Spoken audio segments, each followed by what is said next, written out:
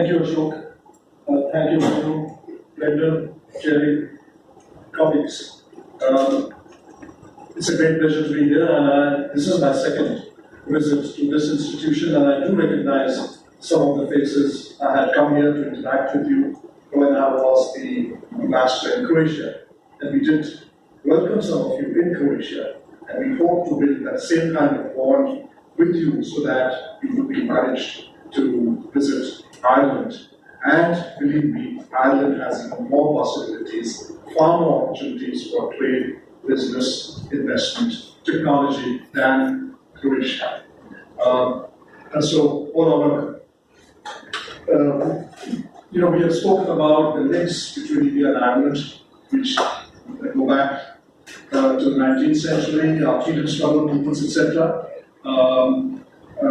It has laid a very strong foundation for a strong political goodwill between our two countries. But the question to ask is that every country has strong political relationship with every other country, in most cases.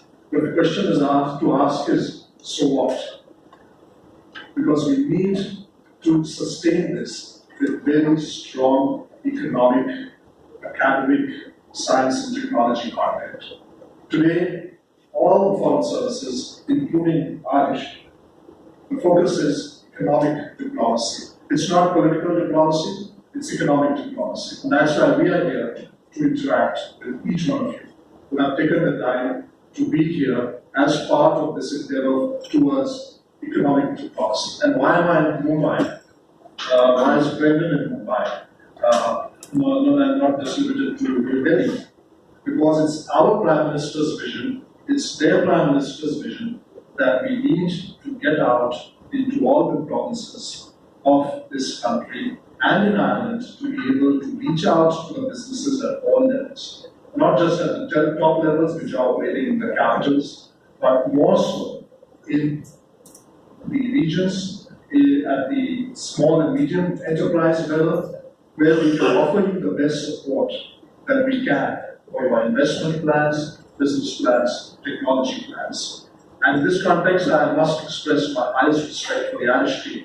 You've heard Brendan speak, you've heard about Jerry. You also know some people. I saw you interacting with them as you walked in. David is the head of the Enterprise Ireland, who has been doing fantastic work. He took a huge delegation from Mumbai, mostly Mumbai, right? And for the trade conference Invest, Asia Pacific Invest Conference in Ireland, and it was a huge eye-opener for them as they revealed to us in terms of where Ireland has come from and where it is going in various sectors, one of the fastest growing economies in the world, not just in the EU, but in the whole world. For several years, they recorded maximum growth rates of 7%. And it's only now, with respect to the uncertainty prevailing around Brexit, that this growth rate predictably has come down a bit, and so has ours. We've also been recording higher than 7%, and for the first time this year, our growth rate also came down. So we are the two economies which have had very high growth rates, and so we also have complementarities in coming together.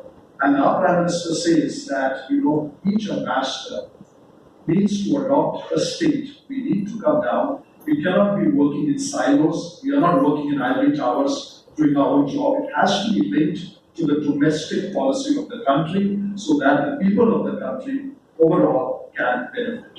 And that's why we are tasked to go down to the provinces, to the states, not just in Ireland, but even here in India, to reach out to the people at in different levels in the provinces to see what we can do. And that's why please do not hesitate to contact us. We are very approachable for any issues at the embassy that you want when you come to Ireland, or even before that, or the Irish embassy here, or the consulate, in terms of any support that you need. And I can guarantee you that my interaction with Jerry and Brendan and David, etc., has been fantastic, and they are totally committed to offering 100% support. Brendan, you mentioned about the Indian community in Ireland. Yes, 45,000 or so, but of those, 5,000 are students. So it's a huge community and it's a growing community, and more students are coming here, and we're also trying to bring that link between research, and a lot of these students are doing research in areas which may be of your interest, and to bring that research and the industry together, the youth and the industry together. And in that context, a lot of them would like to do internships back home. So if any of you would be open to providing those kind of internships, not just to Indian youth, but to Irish youth as well. And we have spoken to a lot of universities, academic institutions. They would be very willing to support that. So please do open up. We have identified several areas of complementarities. ICT is a huge area. We all understand Ireland's importance in the ICT sector. We all understand and know India's importance in the ICT sector. So two great ICT partners coming together. How many of you are here in the ICT sector? Totally. And the other areas that we have is also pharmaceuticals. Anyone in the pharmaceuticals? Okay. Then we have energy. What kind of? Solar. Okay. So that's again an area which is complementary to both the countries. Tourism. Yeah, huge potential. As we all understand, we have the Indian Tourism Office in London, which also looks after Ireland. We have hosted several roadshows from here in Ireland, and people have this excellent response. And I must also say to you that, Ireland is one of the countries which is one of the most secure, safe, inclusive, tolerant countries in the whole world. I know, Brendan, you didn't mention that, you're too modest, but I get passionate when I talk about Ireland. It is one of the most safe and secure to do business, to live, and that's why there are more and more Indians coming there. The very fact that an Indian origin, 38-year-old person could get that highest office of prime ministership speaks volumes of the nature of that society. He was 38 years when he assumed office, he's 40 years today. And when I speak to a lot of the ministers and even the top level officials, they say to me, oh, you are Indian. He's Indian, so you must be, you are lucky that you would be having advantages. And I say, I wish, but we need to show results to get those advantages. And that's why we are working very hard, and I hope the visit takes place in the first semester of next year. And the whole focus will be business. It's not just political, which is important. But more important is how many business contracts can be signed during that visit. So each one of you, we will be looking at you to see, and those are the times when a lot of decisions get taken, a lot of approvals come across very quickly. So in any way that any one of you could contribute to that economic momentum which gets generated at the time of any DVI visit, is going to be very helpful. But in various respects, and also at the level of, is anybody here from the academy? What do you do? Professor at MBA School, Professor of Finance. We are on the MBA and engineering institutes. Okay, and that's again, those are most of our students who are there. They are also in these sectors. And a lot of research work with the Science Foundation or many of the other universities. And there's, they get funds also from EU. And then they have their own mechanisms. We are trying to revive also the mechanism between the Science Foundation and Department of Biotechnology and Science and Technology for the second phase of cooperation. And hopefully this will again get finalized when the visit takes place. So there are a lot of, there's a lot of buzz which comes with the visit, and there are energy connection, this business connection with the research. We also have the India-Ireland Business Association, which is doing amazing work. Every month there are different sectorial themed business meets. So if any one of you want to get in touch, we are trying to also establish an Indian branch of that Indian-Ireland Business Association.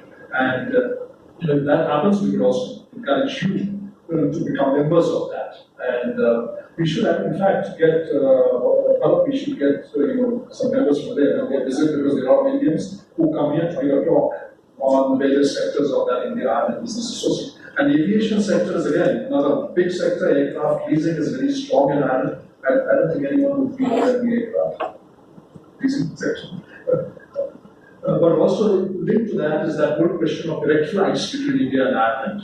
There's a huge demand for that from both the governments. There is commitment to start that, but it depends on commercial viability. So I've spoken to you in this visit Thoda to CNG in India, that's one of the airlines you can have trade flights. I've put meetings with the Dublin Airport Authority, the CEO.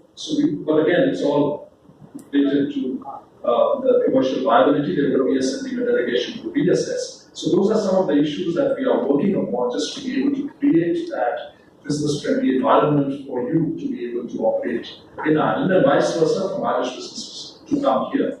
It was mentioned that there are about 100 Indian companies who have operations in Ireland, but at the same time there will be around 7 to 80 good Irish companies who also have presence in India. And India is a huge market, 1.3 billion market. And there is so much ease of doing business now. The corporate, even our corporate rate has been cut down now. In Ireland, in the context of Brexit, the country is positioning itself geostrategically, not just as an important member of the EU, but also transatlantic connections with the US. And there were some points which were mentioned, English speaking. When I went to one of my first meetings in Ireland was with the Deputy Prime Minister and Foreign Minister, who said to me that after UK exits, the next speak to country should be Ireland. And it should be Ireland because it's English speaking after UK. The common law system that we also follow, highly skilled workforce, low corporate tax, and very pro-enterprise government policy. It's just 12.5% corporate tax, which again can even be lower depending on what your negotiations are. I think, is that correct still?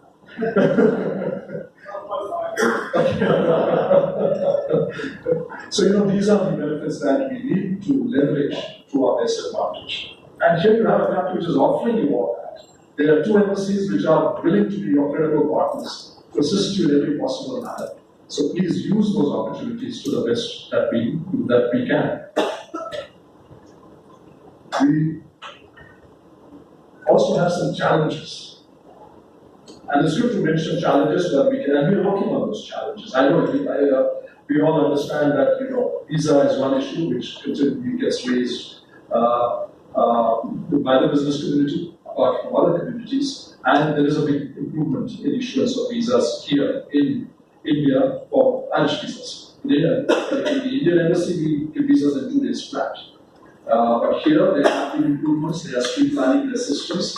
There's also one Indian company which is waiting for streamlining their passport systems in Ireland, and I hope that they get that part right. But even otherwise, there's a huge movement forward. We talked about red flights, which was here, which continues to be a constraint, but there are so many other flights which are offering even cheaper fares with just one stop. Turkish Airlines, Qatar, Etihad, and Air of course, you can take it from London or Frankfurt. There was an issue about non-recognition of medical internships done in India by Indians, so that the consultants, when they reach there, they have difficulties in finding job placements. But even that, now there's a bill pending in the Irish Parliament, which would be an amendment of the Medical Practitioners Act, which would provide a level playing field for Indians as well. Because when I spoke to the Prime Minister, he said, and earlier he was the Health Minister, and he said, I can't believe this issue is still lingering, because if the Pakistanis and the Nigerians and the Sudanese internships can be recognized, why not Indians? It's just a technical thing, but I hope that this will get resolved and the Parliament will pass that. But there have also been very positive decisions which have been taken with respect to visas in terms of if you are a spouse of critical skills permit holder, you don't need an additional permit, work permit to work in Ireland. So there are lots of these aspects which are very favorable, not just to Indians but to all. And now when we heard that the Chinese will be getting multiple entry visas for tourism, we've also raised a case, why not India? So I hope that will be considered positively. And India also offers e-visa to the Irish citizens. And we're not looking at reciprocity. We just want two-way business, two-way trade, two-way academic and touristic exchanges between the 2 countries to facilitate that to the best that we can.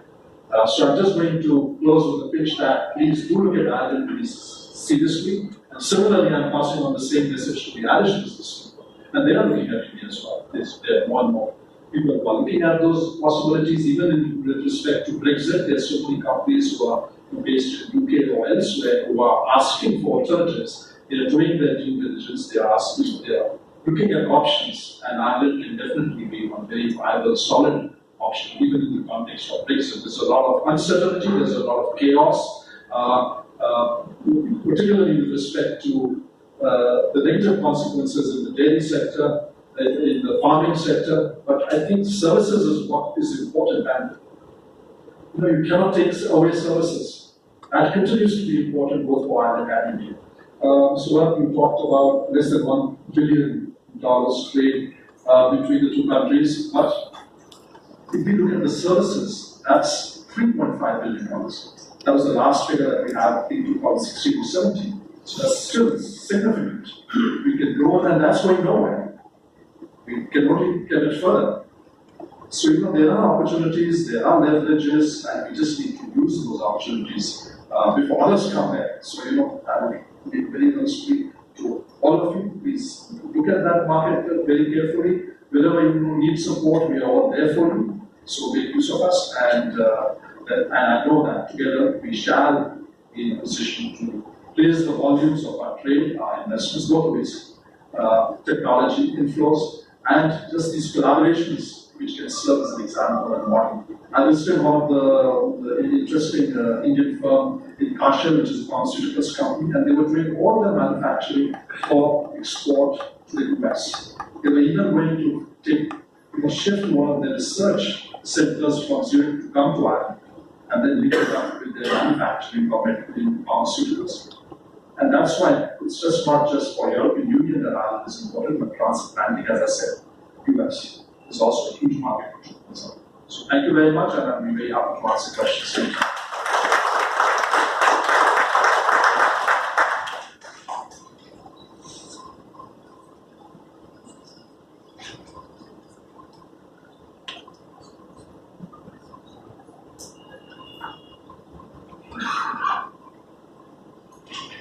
Thank you so much, Mr. Kumar and Mr. Moore, for so much of information shared. And I'm sure after so I would request one by one, please introduce yourself and your company so that the ambassadors know about your business and they can guide you.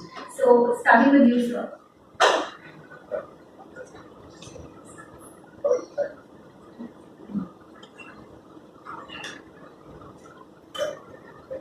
Hello.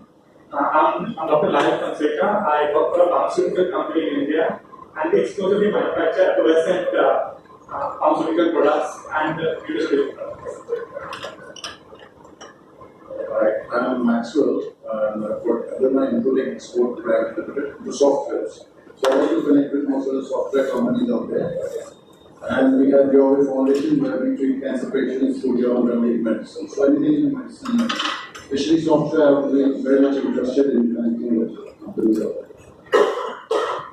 Thank you. Good evening. I'm Vinod Shah. I'm the FCC Company Secretary in the corporate consultant. We specialize in getting foreign companies to India with Indian compliance with the Indian law and set up the franchise companies for manufacturing unique branch companies in India. And we have a big team of professional leaders. And I work with the leaders in the past, but they use the Chavan.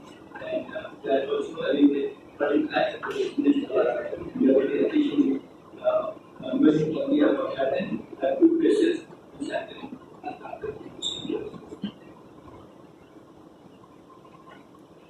Hello, I'm Nikhil Gurje, and I run a management consulting firm. We help companies in various areas through modeling and simulation based solutions. And I also run a